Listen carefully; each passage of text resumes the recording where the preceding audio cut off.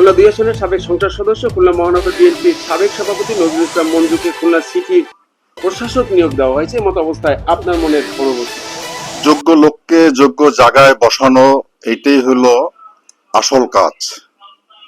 মঞ্জু ভাই অত্যন্ত যোগ্যতা সম্পন্ন একজন মানুষ। আগেও তিনি খুলনা মহানগরের বিএনপির সভাপতি ছিলেন, তিনি সাবেক সংসদ সদস্য ছিলেন। এবছরও তিনি নির্বাচনে প্রতিদ্বন্দ্বিতা করেছেন।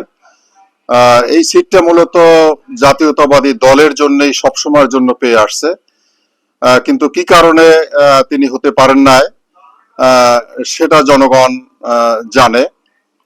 তো আমি সেদিকে যাব না। আমি বলবো যে মঞ্জু ভাই অত্যন্ত যোগ্যতা সম্পন্ন একজন মানুষ, তিনি জনদরদী একজন মানুষ।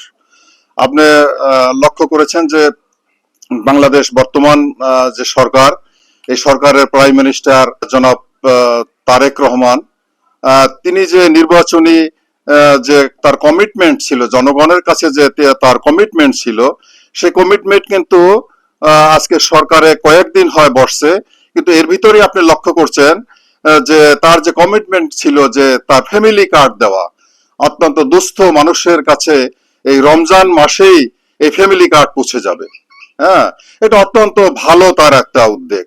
আপনি দেখেন যে ইমাম, মুয়াজ্জিন, খাদেম, তাদের বেতন তিনি বলেছিলেন, কমিটমেন্টে তিনি বলেছিলেন যে তাদেরকে আপনি একটা তারা অনারিয়াম দিবেন।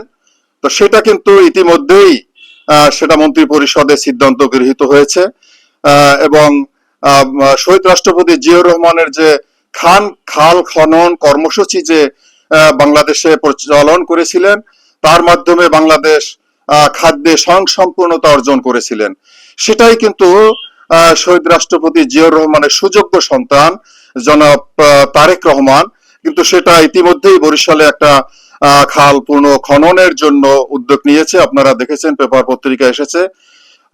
তা আমি মনে করি যে জনাব তারেক রহমান অত্যন্ত যোগ্যতা সম্পন্ন একজন মানুষ। রাষ্ট্র পরিচালনার জন্য জনগণ যে তাকে ভোট দিয়ে বানিয়েছেন, আপনারা লক্ষ্য করেছেন যে তিনি জ্যামের ভিতরে একজন প্রাইম মিনিস্টার পড়ে আছে 1.5 ঘন্টা পর্যন্ত, সেখানে জনগণের অসুবিধার কথা চিন্তা করেই তিনি রাস্তা পরিষ্কার না করে জ্যামের ভিতরে সাধারণ একজন মানুষের মতো তিনি সেই জ্যামের ভিতরে তিনি আটকা পড়ে আছেন।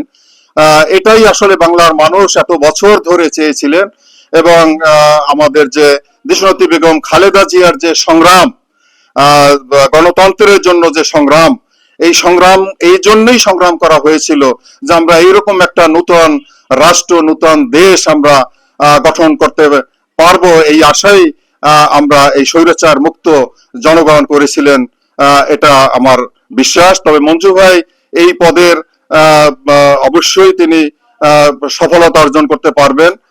তিনি শোষিত, বঞ্চিত, নিপীড়িত মানুষের তিনি নেতা। তিনি খুলনার সমস্ত মানুষকে তিনি চেনেন, জানেন, এবং সেই হিসেবে যদি সিটি কর্পোরেশন উনি পরিচালনা করেন, তবে খুলনা একটি উন্নয়নশীল মহানগরে পরিণত হবে বলে আমার বিশ্বাস। খুলনাবাসী যারা রয়েছে আপনাদের, তাদের উদ্দেশ্যে আপনি কিছু বলবেন কি?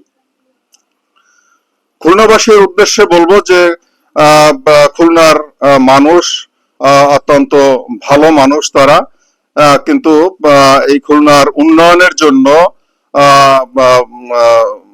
মঞ্জু ভাইকে সবাই যাতে সহযোগিতা করে সেই আশাবাদ আমি ব্যক্ত করছি। ধন্যবাদ আপনাকে। ধন্যবাদ। সুধীবৃন্দ, আপনারা যে যেখান থেকে দেশে কিংবা বিদেশে নিউজটি দেখছেন, লাইক, কমেন্ট, শেয়ার করে উৎসাহ দেবেন, সাথে থাকবেন। নিচ্ছি বিদায়, আছি পরবর্তী নিউজ নিয়ে।